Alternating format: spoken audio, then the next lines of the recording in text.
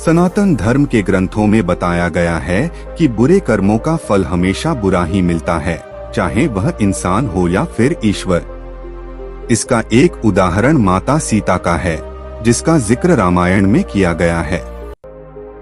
दरअसल रामायण कई भाषाओं में लिखी गई है। अलग अलग रामायण में कई तरह की दंत कथाएं मिलती हैं, जिनसे कई लोग परिचित नहीं हैं। इस कथा के अनुसार माता सीता को एक तोते का शाप मिला था, जिसकी वजह से उनको भगवान राम से अलग रहना पड़ा। पहले माता सीता को वनवास के दौरान रावण अपहरण कर लेता है और उसका वध करने के बाद माता सीता के साथ भगवान राम की अयोध्या में वापसी होती है। फिर धोबी की वजह से माता सीता को अलग रहना पड़ता है।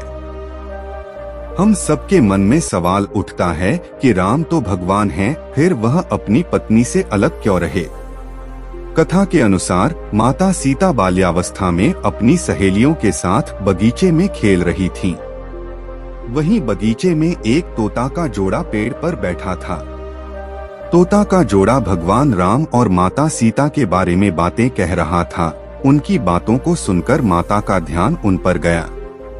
मादा तोता बोल रही थी कि अयोध्या के राजकुमार राम काफी प्रतापी राजा होंगे, उनसे माता सीता का विवाह होगा।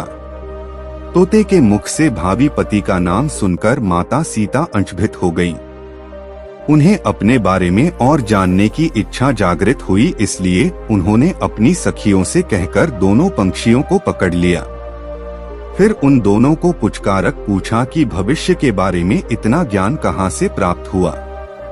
तब पंछियों ने बताया कि इससे पहले हम महर्षि वाल्मीकि के आश्रम में रहते थे, जहाँ हर रोज राम और सीता के जीवन के बारे में बताया जाता है।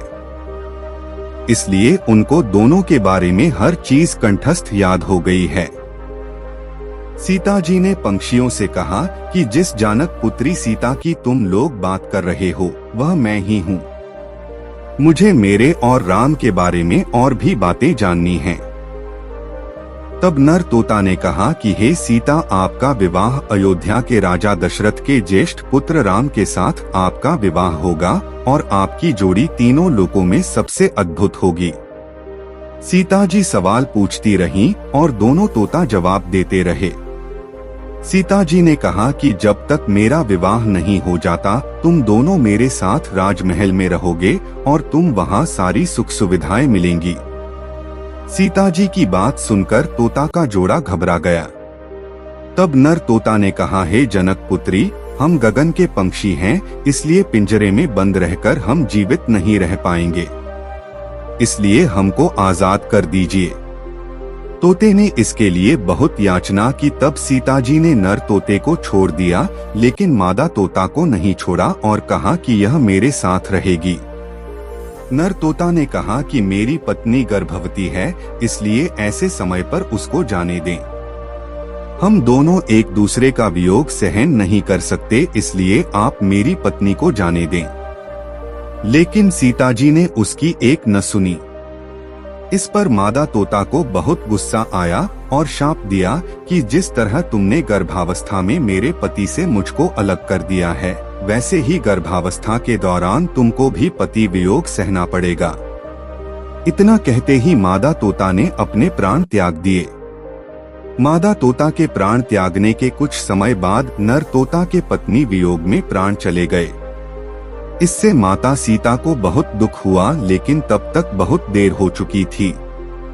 बताया जाता है कि अगले जन्म में तोता वही धोबी था जिसने माता सीता के चरित्र पर उंगली उठाई थी, जिसके बाद भगवान राम ने सीता का गर्भावस्था के दौरान त्याग कर दिया। तब माता सीता महर्षि वाल्मीकि के आश्रम पहुंची और वहां उन्होंने लवकुश को जन्म दिया।